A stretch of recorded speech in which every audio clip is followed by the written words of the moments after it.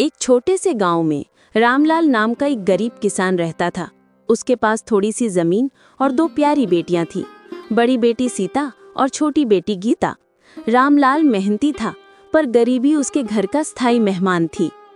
बर्तन धोने और बच्चों की हंसी की आवाज़। बाबा, आप हर दिन इतनी मेहनत करते हैं, फिर भी हमारे घर में कभी पूरा अनाज क्यों नहीं आता? बेटी, खेती किस्मत और मेहनत दोनों पर चलती है। कभी बरसात कम हो जाती है तो कभी सूखा पड़ जाता है। बाबा, आप चिंता मत करो, एक दिन हम सब मिलकर आपका सपना पूरा करेंगे। भीड़ भाड़ की आवाज, सब्जी वालों की पुकार।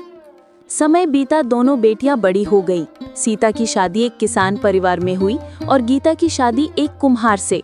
एक दिन रामलाल उनसे मिलने गया।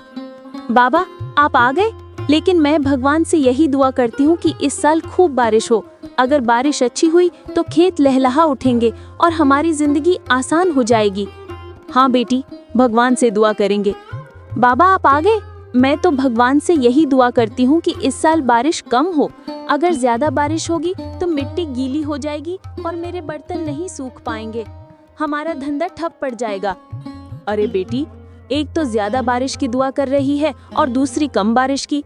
मैं सोचूं किसकी दुआ कबूल हो। धीमी बांसुरी की धुन। रामलाल रास्ते भर सोचता रहा। एक बेटी की खुशहाली बारिश में है और दूसरी की खुशहाली बिना बारिश के। अब मैं क्या करूं? अगर बारिश होगी तो सीता खुश होगी, गीता दुखी होगी, और अगर बारिश नहीं हुई तो गीता खुश होगी पर सीता दुखी होगी। आज मैंने समझा कि इंसान की खुशियां और गम उसकी ज़रूरतों पर निर्भर करते हैं।